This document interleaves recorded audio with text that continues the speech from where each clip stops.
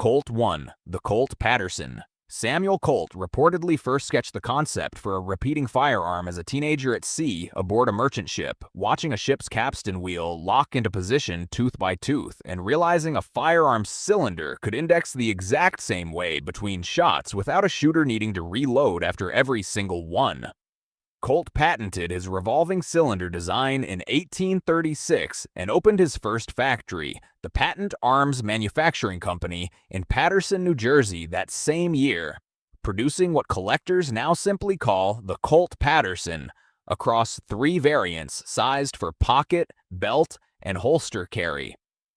The design suffered from genuine production inconsistencies right from the start, since building firearms from fully interchangeable machined parts was still a relatively new manufacturing concept that hadn't yet been perfected at the scale Colt's small factory needed, leaving some early Patersons functioning beautifully while others proved genuinely unreliable in the field under real-world conditions. Despite selling roughly 2,850 total units across rifles, shotguns, and pistols between 1836 and 1842, the company failed to land the large government contracts it needed to survive, and creditors forced the Paterson factory into bankruptcy and total closure in 1842, a genuine business failure that could have ended the Colt name before it ever became a household word in American history. Colt himself refused to give up on the underlying concept even as his first company collapsed around him, spending the following years working on entirely unrelated ventures, waterproof ammunition and underwater harbor mines among them, before circumstances eventually brought him back to firearms manufacturing for good with an even larger factory in Hartford, Connecticut that would go on to become the world's largest private armament plant, producing roughly 150 weapons daily by the eve of the Civil War. Colt 2, the Colt Single Action Army. After years working other ventures following his Paterson factory's collapse, Colt rebuilt his fortunes entirely, and by 1873, his reorganized company introduced the revolver that would define an entire era of American history and folklore for generations afterward: the Single Action Army, nicknamed the Peacemaker. Chambered in .45 Colt, a cartridge developed specifically alongside the revolver itself, the Single Action Army became the U.S. Army's standard sidearm for nearly 2 decades, and, just as importantly, the default handgun carried by cowboys, lawmen, and outlaws across the entire American frontier during that same period. Buffalo Bill Cody's own Colt model 1873 Frontier 6-shooter later sold at auction for over $40,000. A genuine testament to how thoroughly the revolver's frontier-era users became inseparable from the gun's own legend in American popular memory. Colt has manufactured the Single Action Army across several distinct production generations since that original 1873 introduction, pausing and resuming output multiple times over the following century and a half specifically to satisfy steady demand from collectors, cowboy action shooters, and Wild West enthusiasts, who've never let a design nearly 150 years old fall out of production for very long. The revolver's simple, rugged single-action mechanism, requiring a shooter to manually cock the hammer before every shot, remained essentially unchanged across every one of those production generations. A genuinely rare case of a firearm design surviving nearly intact from the age of the horse-drawn stagecoach all the way into the modern era of CNC manufacturing.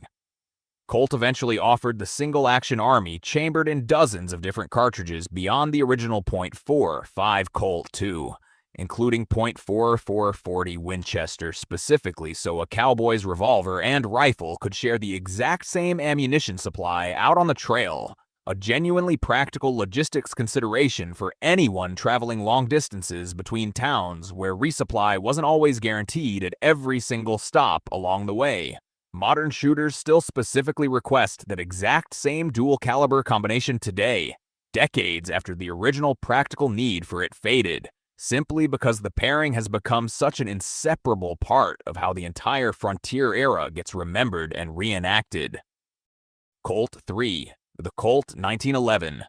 John Moses Browning designed the pistol that would become the 1911 specifically to answer U.S. military demand for a more powerful sidearm following reports from the Philippine-American War that the Army's existing revolvers lacked sufficient stopping power against determined attackers charging at close range. Colt won the resulting government trials against several competing designs, including entries from Savage Arms and other established manufacturers of the era, and the pistol entered official service in 1911, chambered in .45 ACP, a cartridge Browning developed alongside the pistol using the same locked breech, recoil-operated action that still defines the platform's basic operating system today across virtually every clone and variant built since.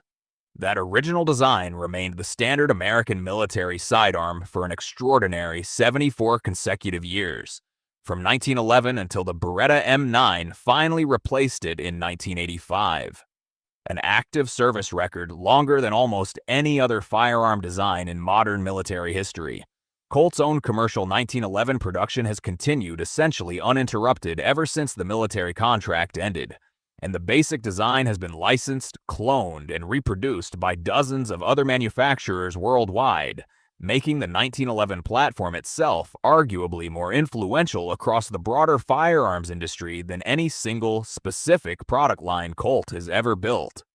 That widespread licensing and cloning actually worked in Colt's favor in one important respect, too, since it kept the 1911's basic parts, magazines, and aftermarket accessories genuinely interchangeable across brands for over a century, meaning a shooter could mix components from Colt, Springfield, and dozens of other manufacturers into a single working pistol without any of the compatibility headaches more proprietary designs eventually run into. Colt itself has kept the 1911 name alive across an increasingly wide range of modern variants too, offering everything from compact officers' ACP models built for concealed carry down to full-size government models nearly identical in profile to the original 1911 pattern the U.S. military first adopted. If you've ever wondered how a company that went bankrupt twice stayed relevant for nearly 2 centuries, that's the kind of business history this channel keeps digging into. Subscribe if you want the next one traced out the same way. Colt 4. The Colt Detective Special.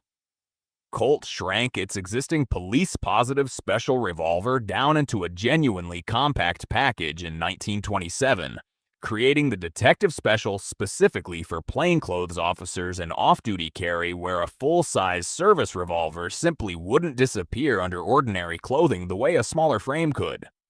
Built with a short 2-inch barrel and weighing barely 21 ounces, the 6-shot Detective Special originally shipped with a narrower frame, wooden grip panels, and a distinctive half-moon front sight, features that would gradually evolve across 4 separate production series stretching from 1927 all the way to 1996, nearly 7 decades of continuous refinement to the same basic concealable revolver concept.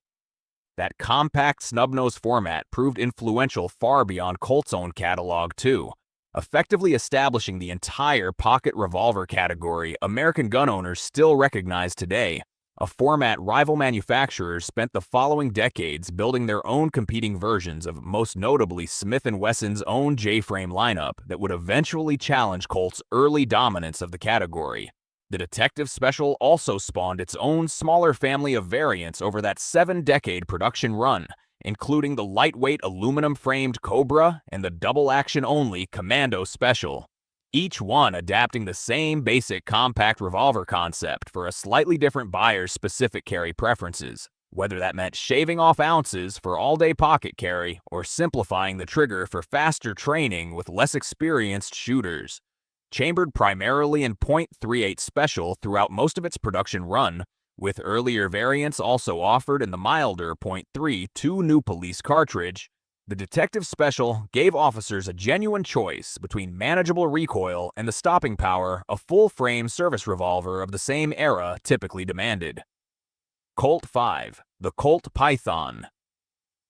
Colt's own gunsmiths reportedly built the first Python almost by accident, experimenting on the factory floor with existing parts to see if they could assemble a genuinely, Match-grade .357 Magnum revolver rather than starting an entirely new design from a blank sheet of paper the way most major product lines typically began. Only a single Python left the factory in 1955, hand-fitted by just two specific craftsmen the company trusted with the job, and by 1969, that same painstaking process had still managed to produce over 100,000 units despite the labor-intensive nature of every single revolver's assembly. Firearms experts and collectors alike came to call it the Rolls-Royce of revolvers, specifically because of that hand-fitted precision, a full underlug barrel other manufacturers would later copy, and a trigger pull smooth enough that Colt became the first company in the industry to factory bore sight every unit using a laser before it ever left the plant. A genuinely novel quality control step no competitor had attempted at that point.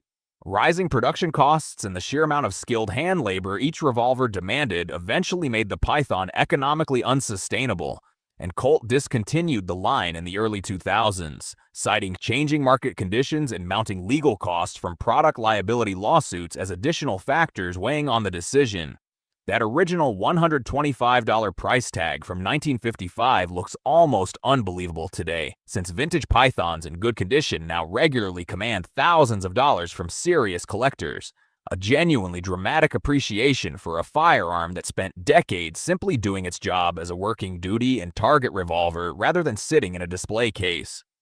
Colt eventually brought the Python back in January 2020, using modern CNC machining and metal injection molding technology to finally replicate that same legendary smoothness, without the impossibly slow, hand-fitted process the original demanded from just two trusted craftsmen decades earlier. The modern Python has since expanded well beyond its original stainless offering too, with Colt eventually releasing a blued steel version alongside multiple barrel lengths, giving today's buyers genuine choice between a faithful nod to the classic 1950s finish and the more modern stainless look that first defined the 2020 relaunch Colt 6, the Colt King Cobra.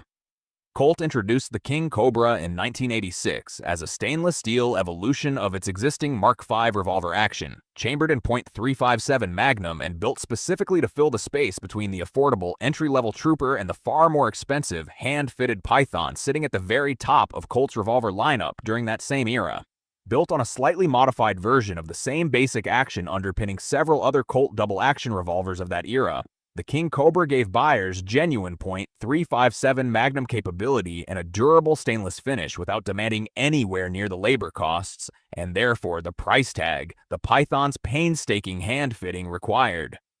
Colt discontinued the original King Cobra alongside most of its other traditional revolver lines during the 1990s as the company increasingly focused its manufacturing capacity on military and law enforcement pistol contracts. Instead, a strategic pivot that left revolver enthusiasts waiting decades for Colt to return to a category it had once dominated. Colt revived the King Cobra name entirely in 2019 as part of the same broader revolver renaissance that also brought back the Python and the Anaconda, a coordinated business decision reflecting renewed civilian demand for classic American double-action revolvers after years of the market being dominated almost entirely by semi-automatic pistols. That modern King Cobra now serves as Colt's genuinely affordable entry point into double-action revolvers, priced well below the reintroduced Python while still carrying the same basic double-action architecture and .357 Magnum chambering that made the original nameplate popular decades earlier among buyers who wanted genuine Colt quality without the Python's premium price tag attached to it. Colt 7. The Colt Anaconda. Colt had actually stayed out of the large-frame .44 Magnum revolver market entirely for decades, watching Smith & Wesson's Model 29 and Ruger's Red Hawk dominate that specific category since the 1950s and 1970s respectively, before finally entering the fight in 1990 with the Anaconda, the first .44 Magnum revolver the company had ever produced in its entire 154-year history up to that point. Built on an entirely new, reinforced frame specifically designed to handle Magnum pressures, the stainless steel Anaconda featured a full-length underlug barrel styled visually after the Python and eventually offered in .44 Magnum, .44 Special, and .45 Colt chamberings depending on what a hunter or target shooter specifically needed from it. arriving roughly 3 decades after its established competitors already controlled that market.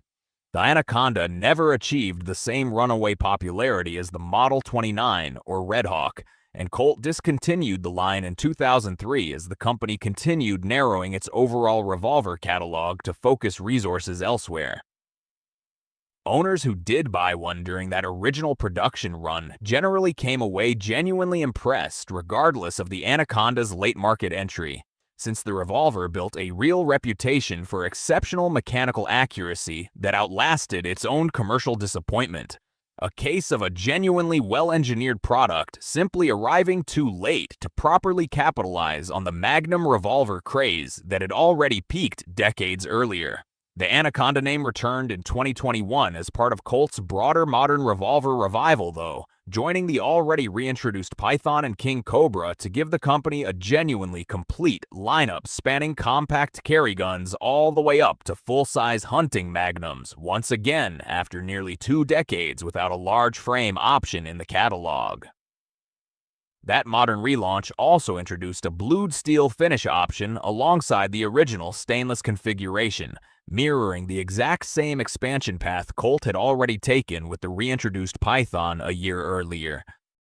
Colt 8, the Colt AR-15 and M16. Colt purchased the manufacturing rights to Eugene Stoner's AR-15 design from Armalite in 1959 once the smaller California company ran into financial trouble and needed a larger manufacturer with the production capacity to actually mass-produce the rifle at meaningful military scale. And that single acquisition transformed Colt from a revolver and 1911 manufacturer into the primary supplier of the rifle that would eventually become the M16, and decades later, the M4 carbine carried across the entire U.S. military. Colt held exclusive intellectual property rights over the M4's full technical data package for years after its 1994 adoption, too, remaining the sole military supplier until those rights finally expired in 2009 and opened the contract to competing manufacturers for the first time in the platform's entire history. That extended monopoly period actually drew genuine scrutiny from military procurement officials during those years, since relying on a single manufacturer for the standard issue carbine of an entire branch of the armed forces carried real risk if Colt's own production capacity or pricing ever became a bottleneck during a period of sustained overseas deployment demand. That same corporate story includes real financial turbulence running parallel to all this manufacturing success. Since Colt filed for Chapter 11 bankruptcy protection in 1992 amid a market flooded with cheaper handguns and more sophisticated semi-automatic competitors, emerged in 1994 through a new ownership partnership, and filed for bankruptcy a second time in 2015, before eventually finding its way into the current Colt CZ Group ownership structure that controls the company today. Both bankruptcies shared a similar underlying cause, too. A shrinking commercial market share squeezed by newer polymer-framed competitors on one side and rising legal costs from product liability litigation on the other, forcing a company with genuinely deep manufacturing expertise to repeatedly restructure its finances just to keep the factory floor running through decades of shifting market conditions no single corporate strategy could fully insulate it from. Nearly 2 centuries after Samuel Colt's own Paterson factory collapsed into bankruptcy just 6 years after opening, the company that bears his name has now survived multiple corporate near-death experiences while still manufacturing some of the most recognized firearms in American history. Proof that neither a single failed product nor a single bankruptcy filing has ever been enough to actually end the Colt name for good. From a teenager's idea inspired by a ship's steering mechanism to a modern corporation supplying rifles to militaries around the world, the through line connecting every single product covered in this video remains remarkably consistent. A willingness to keep building firearms through repeated financial collapse that would have permanently ended almost any other manufacturer covered on this entire channel. Colt CZ Group's current ownership structure, combining the historic American manufacturer with an equally storied Czech firearms company, represents the latest chapter in a business story that's now genuinely spanned 3 separate centuries without ever fully disappearing.